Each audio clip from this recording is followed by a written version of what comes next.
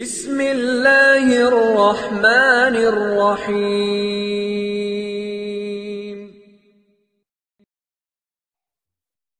السلام علیکم ورحمۃ اللہ۔ اعوذ باللہ من الشیطان الرجیم، بسم اللہ الرحمن الرحیم۔ لقد جاءکم رسول من انفسکم عزیز علیہ ما عنتم حریص علیکم بالمؤمنین رؤوف رحیم۔ اللہم صلی علی محمد النبی الامی وعلی آلہ وسلم تسلیما۔ عظمت خاتم الانبیاء صلی اللہ علیہ وسلم کے اگلے درس کے ساتھ حاضر خدمت ہیں۔ آپ نے دیکھا کہ حضرت خباب رضی اللہ عنہ، یعنی حضرت خباب ابن الارت رضی اللہ عنہ کے ساتھ کیا حال تھا ظلم و جبر کا، اور کیسا ظلم ان کے ساتھ روا رکھا گیا۔ جن لوگوں کے ساتھ ظلم ہو رہا تھا انہی حضرات میں ایک ایسا نام جس کو کسی صورت فراموش نہیں کیا جا سکتا، وہ حضرت بلال رضی اللہ عنہ کا ہے۔ یہ نام چند ایک نام ہم گنا رہے ہیں، یہ سارے کے سارے وہ نام ہیں جن لوگوں کے ساتھ بڑے درجے کے مظالم ہوئے، چھوڑا تو کوئی نہیں گیا، لیکن ان حضرات کی جو تکالیف تھیں، ان حضرات کے اوپر ہونے والے جو مظالم تھے وہ بے پناہ تھے، بے پناہ۔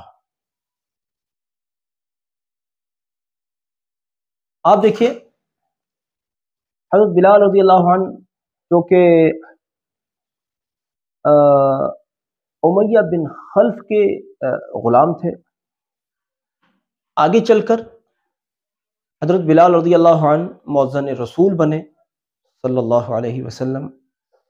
حضرت نبی اکرم صلی اللہ علیہ وسلم کی مسجد مبارک میں مؤذن تھے حضرت بلال رضی اللہ عنہ، لیکن اس دور میں جب مکی زندگی تھی اور اسلام کا آغاز تھا تو امیہ کی غلامی تھی۔ اب امیہ کو کسی طرح جب پتہ چلا کہ حضرت بلال رضی اللہ عنہ ایمان لے آئے ہیں تو اس نے یہ کیا کہ ان کو بھی جلتی ہوئی ریت پر، جلتی ہوئی تپتی ہوئی خطرناک ریت پر ان کو لٹایا جاتا تھا، اور بھاری بھرکم چٹان ان کے سینے پر رکھ دی جاتی تھی، اور پھر ان پر کوڑے برسائے جاتے تھے۔ کوئی رحم و کرم نہیں تھا۔ پوری دوپہری نارمل آدمی بھی اگر کہیں کسی ضرورت سے اگر جا رہا آ رہا ہوتا ہے، آج کل اے سی گاڑیاں ہوتی ہیں، اے سی گاڑی میں بھی اگر آدمی جا رہا آ رہا ہے ایسی گرمی میں تو اس کو بھی پانی وغیرہ کی ضرورت پڑ جاتی ہے۔ یہاں تو پوری دوپہری ان کو کھانا دانا سب بند کر کے ریت پر لٹایا گیا ہے، اور ایک بھاری بھرکم چٹان رکھ دی گئی ہے جو کہ یقیناً وہ بھی دھوپ میں سے اٹھائی گئی ہے تو وہ بھی تپ ہی رہی ہوگی۔ اب ان پر کوڑے برسائے جا رہے ہیں اور کہا جا رہا ہے کہ اسلام سے پھر جاؤ۔ وہ بس ان کی زبان پر احد احد بڑا مشہور ہے، تو بلال رضی اللہ عنہ کا ان کی زبان سے جاری ہونے والا لفظ احد بڑا مشہور ہے۔ اور جب یہ عذاب لوگوں کو لگا کہ کافی نہیں ہوا ہے، کافی مطلب کوئی فرق نہیں پڑا، بندے نے ایمان کو چھوڑا ہی نہیں ہے، تو پھر انہوں نے حضرت بلال رضی اللہ عنہ کو اوباش لڑکوں کے حوالے کر دیا، اور ان لڑکوں کا کام کیا تھا؟ ان لڑکوں کا کام تھا کہ ان کے گلے کے اندر کوئی ایسے کوئی کپڑا یا کوئی اس ٹائپ کی چیز ڈالی اور اس کو میٹھن دے کر میٹھ کر گلا گھونٹنے کی جیسی ہوتا نا، اور پھر انہیں پورے مکے میں گھسیٹے پھرتے تھے۔ لیکن واہ حضرت بلال رضی اللہ عنہ، کیا شان تھی آپ کی، آپ کے ایمان کا کمال ہے۔ اتنی مصیبتیں جھیلنے والے بلال جن کو مکے کی گلی گلی میں گھسیٹا جا رہا ہوتا تھا، گلی گلی ان کو پھرایا جا رہا ہوتا تھا، گھسیٹ کر پھرایا جا رہا ہوتا تھا، ان کی اتنی مشقتوں کے باوجود ان کی زبان پر اگر کچھ تھا تو بس احد احد احد، اللہ ایک ہے، اللہ ایک ہے، اللہ ایک ہے۔ کیا بات ہے، اتنی بڑی بات ہے۔ لیکن اگر ایسی قربانی تھی کہ ریت پر لٹا کر پتھر رکھا، کوڑے برسائے، پانی کھانا سب بند کیا، تو زبان پر احد احد ہے، وہ لوگ تھک گئے، بلال نہیں تھکے۔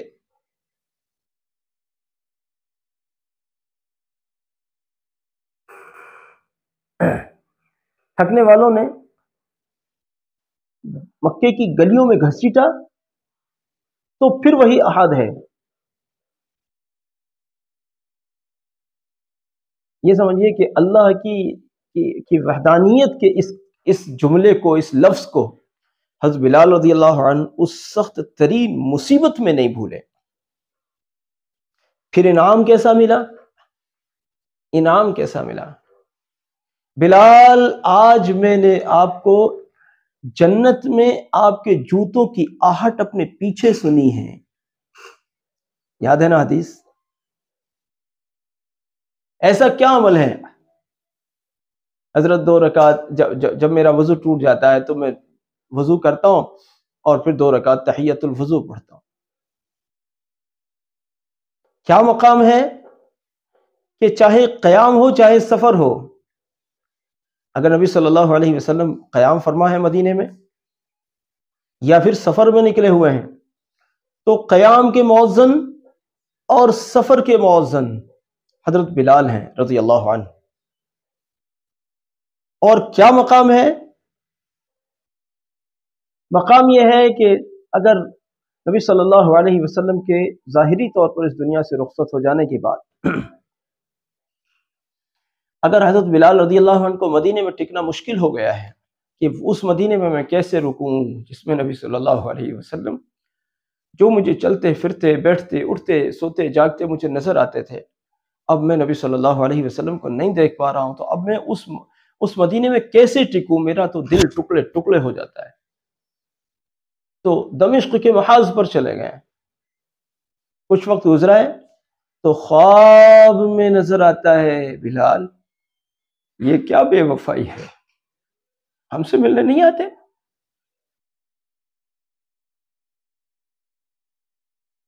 اللہ کرے ہمیں بھی بلا لیا جائے، اللہ کرے ہمیں بھی بلا لیا جائے، اللہ کرے ہمیں بھی بلا لیا جائے۔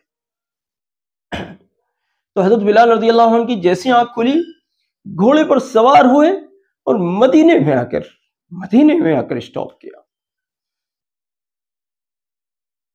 لیکن حضرت بلال رضی اللہ عنہ کا انداز، وہ جانتے تھے کہ نبی صلی اللہ علیہ وسلم پہلے جلوہ افروز ہوتے تھے، اب جب میں مدینے جا رہا ہوں تو نبی صلی اللہ علیہ وسلم کو نہیں دیکھ سکوں گا، تو روضہ اقدس پر پہنچے ہیں، قبر اقدس پر پہنچے ہیں اور قبر پر چمٹ پر کر ہوئے ہیں، آقا جی میں آ گیا ہوں، آپ کہاں ہیں؟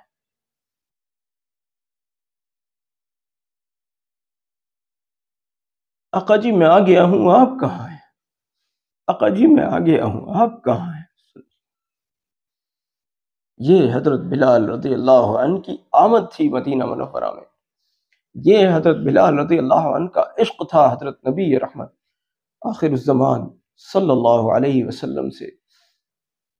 اور جب کچھ افاقہ ہوا، جب نماز کا وقت ہوا، مدینے والوں نے کہا بلال آپ اذان پڑھیے۔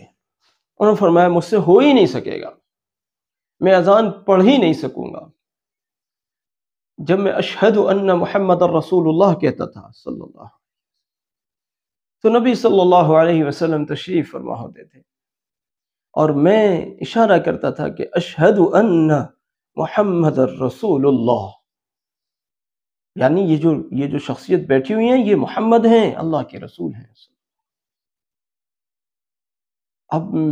اب وہ اشارہ میں کیسے کروں گا؟ مجھ سے نہیں ہو سکے گا، اذان مجھ سے نہیں پڑھی جا سکے۔ سارے صحابہ کبار موجود تھے، صحابہ نے بڑی سفارش کی، حضرت بلال رضی اللہ عنہ بس عذر ہی کرتے رہے۔ صحابہ نے سوچا کہ ایک شکل ہے کہ بلال رضی اللہ عنہ سے اذان پڑھوانے کی ایک شکل ہے، کیا کہ حضرات حسنین کریمین رضی اللہ عنہما سے سفارش کرائی جائے۔ ان کی سفارش رد نہیں ہوگی، وہ چھوٹے بچے ہی تھے اس وقت میں۔ یہ حضرات صحابہ جب حضرت حسن و حسین رضی اللہ عنہما سے کہا ہے، انہوں نے عرض کیا ہے کہ آپ بلال تشریف لائے ہوئے ہیں، اگر آپ فرما دیں تو بلال آپ کی بات کو رد نہیں کر سکتے۔ چنانچہ ان دونوں حضرات نے حضرت بلال رضی اللہ عنہ سے کہا کہ بلال آپ اذان پڑھیے۔ اب ان کی بات کیسے چل سکتی تھی؟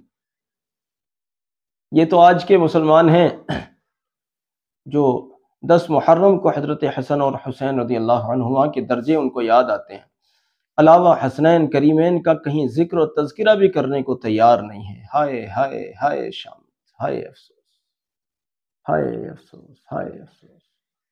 لیکن یہ آج کے مسلمان ہیں اور وہ نبی صلی اللہ علیہ وسلم کی تربیت یافتہ تھے، سارے مدینے کی بات کو رد کر دیا، لیکن جب حضرت حسنین رضی اللہ عنہما نے آ کر سفارش کی تو اس کو رد نہیں کر سکتے تھے۔ مدینے میں کیسے کیسے صحابہ کبار موجود تھے، امیر المؤمنین موجود تھے، لیکن سب کی بات رد کرتے ہوئے حضرت حسنین رضی اللہ عنہما کی بات کو رد نہیں کیا کہ یہ میرے نبی صلی اللہ علیہ وسلم کی عظیم الشان نشانیاں ہیں، اور یہ ان کی نسبت عظیم ہے کہ نبی صلی اللہ علیہ وسلم کی کیسی آنکھوں کے تارے تھے یہ مبارک لوگ، تو ان مبارک بچوں کی بات میں کیسے رد کر سکتا ہوں۔ چنانچہ اذان پڑھنے کے لیے کھڑے ہوئے، اور جب اشہد ان محمد رسول اللہ پر پہنچے تو یہ بلال تو وہ تھے جو اشارہ کرتے تھے اشہد ان محمد رسول اللہ، کہ یہ جو تشریف رکھتے ہیں میں ان کی رسول اللہ ہونے کی گواہی دیتا ہوں صلی اللہ۔ لیکن اب کس کی طرف اشارہ کریں؟ جب اشہد ان محمد رسول اللہ پر پہنچے تو کہیں نبی صلی اللہ علیہ وسلم کو نہیں پایا،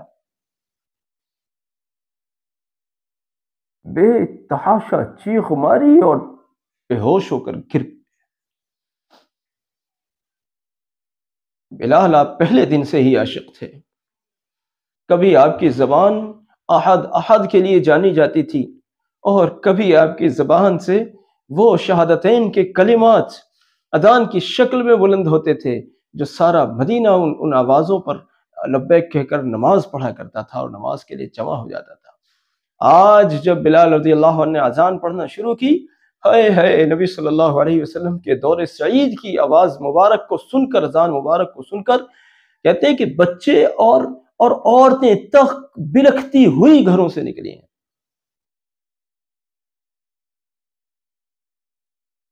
کہ نبی صلی اللہ علیہ وسلم کے دور مبارک کی اذان جس کو اب ہم ترس گئے تھے، وہ اذان مبارک کے کلمات ایک بار پھر فضل خداوندی سے کانوں میں پڑے ہیں۔ عورتیں تک گھروں سے چیختی ہوئی نکلی تھیں، عورتیں تک بلکھتی ہوئی گھروں سے نکلی تھیں، بچے بھی نڈھال تھے، مردوں اور بوڑھوں کا کیا حال رہا ہوگا جو دن اور رات نبی صلی اللہ علیہ وسلم کے رخ مبارک کا دیدار کرتے تھے، اور اب اس دیدار سے محرومی ہو گئی تھی۔ یہ مقام تھا حضرت بلال رضی اللہ عنہ کا، یہ مقام تھا حضرت بلال رضی اللہ عنہ کا۔ ان بلال رضی اللہ عنہ کو مکے والے گھسیٹتے پھرتے تھے، لیکن پھر یہ یاد رکھیے اللہ خیر مجاہدات نہ پیش آویں، اللہ کرے اور عافیت سے ترقی ہو، لیکن جن لوگوں کے ساتھ میں بڑے مجاہدات آتے ہیں ان کی ترقیاں بھی بڑی ہوتی ہیں، جو بڑے مجاہدات کرتے ہیں ان کی ترقیاں بھی بڑی ہوتی ہیں۔ اللہ رب العزت ہمارے ایمان کو کمال عطا فرمائے اور قرب الہی و رسولہ علیہ السلام کے انتہائی درجات ہمیں عطا فرمائے اور عافیت سے عطا فرمائے، کہ اللہ کرے کوئی مصیبت کوئی شر ہمارے ذمے نہ جڑے اور پوری عافیت، دارین کی عافیت نصیب ہو، اور اللہ کرے ہمیں بھی حضرت بلال رضی اللہ عنہ جیسی تڑپ، ایسا ایمان اور وہ استقامت عطا فرمائے۔ یہ دعا ہم سب کے لیے بہت مفید ہے۔ جزاک اللہ۔ حضرت بلال رضی اللہ عنہ کا ذکر بہت مختصر کیا ہے ہم نے، ورنہ ان کا ذکر تو جتنا کیا جائے وہ تھوڑا ہی ہے۔ واقعی وہ مصیبتیں جھیلی ہیں حضرت بلال رضی اللہ عنہ نے کہ بس ناقابل بیان ہیں۔ خیر بہرحال سلسلہ گفتگو جاری ہے، آپ حضرات ہمارے ساتھ جڑے رہیں اور ہمارے اس پیغام سے مستفیض بھی ہوتے رہیں اور امت کو مستفیض کرتے بھی رہیں۔ جزاک اللہ۔ السلام علیکم ورحمۃ اللہ وبرکاتہ۔